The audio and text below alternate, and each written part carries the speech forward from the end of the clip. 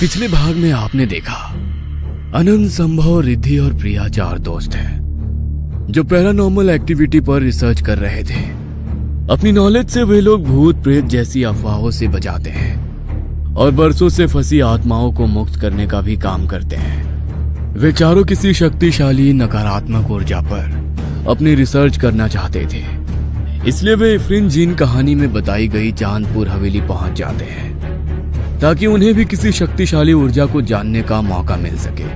उसी बीच उन्हें एक खुफिया दरवाजा दिखाई देता है। अब आगे। वाओ, ये तो कोई खुफिया दरवाजा है। चलो अंदर चलकर देखते हैं। हालांकि मन में शंका के बादल मंडरा रहे थे, फिर भी काम तो काम होता है, इसलिए अपने मन की शंकाओं को किनारे करते हुए चारों एक के बाद एक कमरे में दाखिल होने लगे। अंदर काफी अंधेरा था। संभव ने साथ लाई हुई टॉर्च से थोड़ी रोशनी की तो बाकी लोगों को भी थोड़ी राहत मिली। बाहर के कमरों के मुकाबले ये कमरा काफी छोटा और साधारण था। इस गुप्त कक्ष में प्रकाश की भी कोई व्यवस्था नहीं थी। टॉर्च की रोशनी के सहारे आगे बढ़ते हुए उन्हें एहसास हुआ उनके आसपास हर तरफ कागज और किताबें फैली हुई हैं। तो क्या यही है महाराज का गुप्त पुस्तकालय?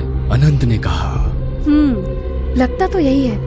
अगर यही है पुस्तकालय तो ज्यादा खुश होने वाली कोई बात नहीं है, क्योंकि यहाँ की हालत इतनी खराब है कि कोई भी किताब ढूंढना भूसे से सुई निकालने जैसा है। प्रिया ने चारों ओर नजर दौड़ाते हुए जवाब दिया। प्रिया की बात सुनकर सभी के चेहरे पर उदासी की गहरी परत चढ़ गई। तो क्या इतनी दूर आना व्यर्थ हो गया? संभव ने कहा। अरे यार, इतनी जल्दी हार क्यों मान रहे हो? चलो सामने वाले रैक से शुरू करते हैं। सब मिलकर कोशिश करेंगे तो कुछ ना कुछ जरूर हाथ आएगा। अनंत ने हिम्मत बढ़ाते हुए कहा। चलो ठीक है। चारों ने एक दूसरे की ओर देखकर सहमति में गर्दनें लाई और बची हुई पुस्तकों को एक एक करके देखने लगे। अधिकांश पुस्तकें अधजली अवस्था में थी और कुछ नीचे बिखरी पड़ी थी। चिकित्सा, ज्योतिष और तंत्र मंत्र से संबंधित पुस्तकों को देखकर जान पड़ता था कि राजा की इन विषयों पर गहरी रुचि रही होगी या फिर वो बेहद अंधविश्वासी रहा होगा। काफी देर तक एक एक पन्ने को पलटने के बाद रिद्धि के हाथ एक किताब लगी। पहली नजर देखने पर यह तंत्र मंत्र संबंधित पुस्तक लगती थी। बाकी किताबों को घंटों तक छानने के पश्चात वे रिद्धि को मिली किताब लेकर ही वहां से लौटा। अगले दिन चारों प्रिया के घर पर बैठकर उस अधजली पुस्तक को पढ़ने का प्रयत्न कर रहे थे। पुस्तक की भाषा उर्दू थी और उन चारों में बस एक रिद्धि ही थी जिसे उर्दू का अच्छा ज्ञान था। रिद्धि ने किताब पढ़ना शुरू किया। वर्जित। एक पेज पर लिखा हुआ यह शीर्षक रिद्धि को बेहद अटपटा सा लगा। इस किताब पर चेतावनी लिखी हुई है, जिसका मतलब है कि इसे पढ़ना वर्जित है। अगर पढ़ना वर्जित है तो उसे लिखा ही क्यों गया होगा? तुम आगे पढ़ो ना। रिद्धि थोड़ा अटकते हुए आगे पढ़ने लगी। आगे कुछ पंक्तियां लिखी हुई थी जिसका अर्थ था, संसार में भिन्न भिन्न प्रकार की शक्ति उपस्थित है जिन्हें कभी भी अभिमंत्रित नहीं किया जाना चाहिए, क्योंकि उसमें से अधिकांश की प्रवृत्ति पैशाचिक है जिनके होने का अर्थ ही है विनाश। आगे कुछ विशेष मंत्र लिखे हुए हैं जिनको बोलना वर्जित माना गया है। किताब में कई जगह अलग अलग स्थानों पर लिखे मंत्र के सामने भी चेतावनी लिखी हुई है। मतलब इस किताब में किसी ऐसी शक्ति का जिक्र है जो बहुत शक्तिशाली है। अचानक ही रिद्धि की आंखों में चमक आ गई। जो हमने इतना खोजा आखिर मिल ही गया। पागल मत बनो। हर शक्ति को संभाल पाने का दम नहीं है इस मल्टीमीटर में। जिस मंत्रों के आवाहन के लिए खुद लेखक ने चेतावनी दी है, उस मंत्र को तुम आज 250 साल बाद बोलना चाहती हो। 250 साल पहले मना किया गया कार्य आज के युग में क्यों दोहराना? संभव ने कहा। मैं इन सबसे बाहर हूँ, तुम लोग अपना सोच लो। संभव कमरे से बाहर निकल आया था। अब प्रिया के चेहरे के भाव भी बदल रहे थे। संभव ठीक ही कह रहा है, शायद हमें इन सबसे नहीं उलझना चाहिए। प्रिया ने भी अपना मत रख दिया। अच्छा चलो ठीक है, नहीं करते हैं ये सब। तुम लोग बताओ कैसा लगा चांदपुर? रिद्धि ने किताब बंद करके बात बदलते हुए कहा। पक्का? हाँ बाबा पक्का। रिद्धि ने जवाब दिया। रिद्धि के आश्वासन के बाद सबने चैन की सांस ली। धीरे धीरे बातों का रुख बदलने लगा और कुछ देर के हंसी मजाक के बाद सभी अपने अपने घर को लौट गए। आधी रात को रिद्धि के मन में फिर से उस पुस्तक को पढ़ने का ख्याल कौन था। वैसे भी कहते हैं ना, जिज्ञासा ही विनाश और आविष्कार की जननी होती है। रिद्धि के मन में जिज्ञासा पैदा हो चुकी थी। उसके समाधान के बिना उसको चैन नहीं मिलने वाला था। बिस्तर से उठकर उसने वापस वही पन्ना खोल लिया। अपनी जिज्ञासा शांत करने के लिए रिद्धि ने उन मंत्रों का बारंबार उच्चारण शुरू कर दिया। काफी देर तक मंत्रोच्चार के बाद भी जब कोई हलचल महसूस नहीं हुई तो रिद्धि थोड़ी निराश हो गई। बिना बात के डर रहे थे ये तीनों। कहने को तो रिसर्च कर रहे हैं, लेकिन एक नंबर की डरपोक। रिद्धि किताब एक तरफ रखकर सोने चली गई थी। अगले दिन, अरे यार, तुम लोग बेकार में घबरा रहे थे। आधी रात को मैंने मंत्र पढ़े, कुछ भी नहीं हुआ। मुझे तो लगता है वो किताब इफ्रित जिन कोई काल्पनिक कहानी है जो किसी ने उस हवेली को देखकर प्रसिद्धि के लिए लिख दी होगी। रिद्धि अगले दिन कॉफी पीते हुए सबको अपनी बहादुरी के किस्से सुना रही थी। अचानक ही रिद्धि के चेहरे के भाव बदलने लगे और उसका चेहरा गुस्से से लाल हो गया। ये क्या बदतमीजी है आनंद? तुम्हारी हिम्मत भी कैसे हुई मुझे इतना भद्दा इशारा करने की? रिद्धि सिरे से उखड़ती जा रही थी। तुम पागल हो गई हो क्या? सबके सामने बैठा हुआ हूँ, मैंने कब तुम्हें इशारा किया? रिद्धि, सच में अनंत ने कुछ नहीं किया। तुम्हें कुछ गलत फहमी हुई है। अरे क्या हो गया है तुझे? सभी रिद्धि को समझाने की कोशिश कर रहे थे, लेकिन रिद्धि अपना आपा खो रही थी। देखो देखो कैसे हंसी आ रही है इसको। मैं छोड़ूंगी नहीं इसे, डरपोक कहीं का। अरे कब हंसा वो? तुम पागल हो गई हो क्या? क्या देख रही हो? अरे उसने वाकई कुछ नहीं किया है। हो इतनी रात हो गई। मुझे रात गए तुम लोगों के साथ बाहर आना ही नहीं चाहिए था। गलती मेरी ही है। इतना कहकर रिद्धि अपनी स्कूटी की ओर लपकी। प्रिया, संभव और अनंत भी अभी आंखें फाड़े रिद्धि को जाते देख रहे थे। दोपहर के 3 बज रहे हैं। ये लड़की बोल क्या रही है? कभी कहती है संभव ने इसे गंदे इशारे किए, तो कभी कहती है कि रात हो गई। लगता है ज्यादा सोचने से इसके दिमाग पर असर पड़ा है। मैं आज रिद्धि के साथ ही रुक जाती हूँ। अनंत और संभव को समझाकर प्रिया रिद्धि की ओर दौड़ पड़ी और जाकर उसकी स्कूटी की बैक सीट पर जम गई। रिद्धि और प्रिया रिद्धि के कमरे पर पहुंच गए थे। घर पहुंचकर रिद्धि बिल्कुल नॉर्मल लग रही थी। खाना भी उसने खुद ही प्रिया को बनाकर खिलाया। देर रात तक दोनों के बीच बातें होती रही और फिर प्रिया को नींद आ गई। देर रात प्रिया को एहसास हुआ वो अकेली बिस्तर पर लेटी है। नजर घुमाई तो रिद्धि कहीं नहीं दिखी।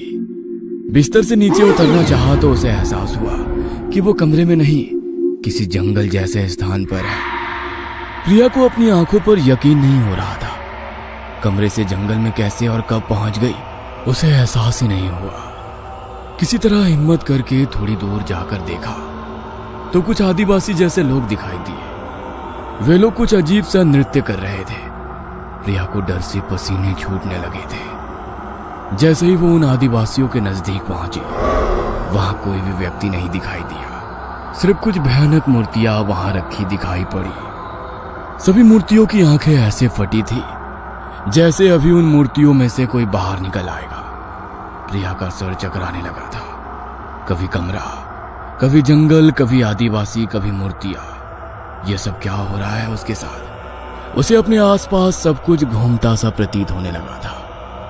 अचानक उसे अपने कानों में एक आवाज सुनाई दी, मुझे बलि चाहिए। प्रिया ने घबराकर इधर उधर देखा मगर कोई दिखाई नहीं दिया। प्यास से उसका हलक सूखा जा रहा था। सर पकड़कर वो नीचे बैठ गई। अचानक उसकी नजर पेड़ से उल्टा लटकी हुई रिद्धि पर पड़ी। रिद्धि के लंबे बाल हवा में लटक रहे थे, आंखें बाहर की ओर लटकी थी और चेहरे पर खून लगा हुआ था। रिद्धि को इस तरह से देखकर उसकी चीख निकल गई। एक झटके से वो उठ बैठी। उसने महसूस किया कि वो जंगल में नहीं बल्कि रिद्धि के कमरे में है और शायद वो एक सपना देख रही थी। लेकिन सचमुच वो पसीने से तरबतर थी और उसके कपड़ों में मिट्टी और पत्ते चिपके हुए थे। प्रिया की अभी तक डर से कपकपी छूट रही थी। घबराकर वो लगातार चारों ओर देख रही थी। उसने ध्यान से देखा तो पाया कि मकान की छत पर एक चेहरानुमा आकृति बनी हुई है। ऐसा लग रहा था कोई छत के अंदर से झांक कर उसे ही देख रहा हो। इतने सारे घरों को भूतिया शक्ति से छुटकारा दिलाने वाली लड़की, जिसने अनेकों डरावनी घटना देखी थी, वो भी दहशत जिंदा हो गई थी। उसे महसूस हो रहा था कि उसका दिमाग जो देख रहा है वो सब भ्रम है, एक छलावा है। किंतु ये कैसा भ्रम जाल था जिसमें वो उलझती जा रही थी। छत पर उभरी आकृति से डरकर वह बिस्तर से उतरी और कमरे का दरवाजा खोलते ही उसने खुद को फिर से उसी सुनसान जंगल में पाया। प्रिया पागलों की तरह यहां से वहां दौड़ रही थी, लेकिन जैसे उस जंगल का कोई अंत ही नहीं था। भागते भागते वह थक गई थी। थक कर बैठते ही उसने अपनी आंखें बंद की और अगले ही पल खुद को वापस कमरे में पाया। बार बार यही क्रम चल रहा था। वह बाहर निकलने की कोशिश करती तो खुद को जंगल में पाती और थक कर बैठती तो वापस कमरे में पहुंच जाती। अचानक फिर से एक डरावनी ध्वनि सुनाई पड़ी। यहाँ से निकलना चाहती हो तो बलि देनी होगी। किसकी बलि? कैसी बलि? कौन है यहाँ? मुझसे क्या चाहते हो? जाने दो मुझे, प्लीज जाने दो मुझे। वह चीखते हुए लगभग अपनी चेतना खोने को थी।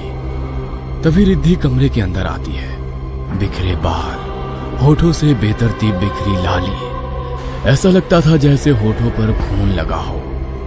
हमेशा काजल से सजी रहने वाली उसकी आंखें किसी शिकारी जानवर की तरह लाल दिखाई पड़ रही थी। एक हाथ से प्रिया को उठाकर जमीन पर पटकते हुए उसने कहा, अगर अपनी जान बचाना चाहती हो तो रिद्धि की बलि देनी होगी, वरना ये मरेगी ही, तू भी नहीं बचेगी। देखो तुम कौन हो? तुम्हारी आत्मा क्यों भटक रही है? कोई अतृप्त इच्छा है तो मुझे बताओ, मैं तुम्हारी मदद करूंगी। मुझे अपना दोस्त समझो, दुश्मन नहीं हूँ मैं। प्रिया ने खुद को संभालते हुए एक प्रयास किया। तुझे लगता है मैं कोई आत्मा हूँ? तू मेरी मदद करेगी? ना मेरे पास कोई शरीर था ना आत्मा, और जब शरीर ही नहीं तो इच्छाएं कहाँ से होंगी? अतृप्त आत्मा। तू मुझे तृप्त करेगी कैसे? मैं इस लोक का नहीं जो मुझे यहाँ की वस्तु से तृप्ति मिल जाए। ना मेरे पास शरीर है, ना आकार, ना रंग, ना रूप। प्रिया सहमी हुई थी। आंखों से आंसू भी बहते बहते सूख चुके थे। अपने ही दोस्त की बलि कैसे दे दूं, सोचकर ही उसे सिहरन हो रही थी। अचानक उसने खुद को वापस उस निर्जन वन में पाया और देखा कि रिद्धि एक कुल्हाड़ी लिए उसकी ओर दौड़ती चली आ रही है। प्रिया घबरा गई और स्वयं के बचाव के लिए उसने रिद्धि को धक्का देकर एक और धकेल दिया। अचानक रिद्धि के चीख की आवाज सुनाई पड़ी। कुल्हाड़ी नीचे गिरी हुई थी और रिद्धि की गर्दन एक और लटकी थी। रिद्धि की गर्दन से खून का फवारा छूट रहा था। रिद्धि की ऐसी हालत देखकर प्रिया के होश गुम हो गए। क्या प्रिया ने वाकई अपने ही दोस्त रिद्धि को मार डाला है? ये कैसा छलावा है जिसमें फंस गई है प्रिया? क्या सब कुछ सामान्य हो जाएगा या फिर अभी ये भूल भलैया और भी गहराएगी? जानने के लिए कहानी का अगला भाग जरूर देखें।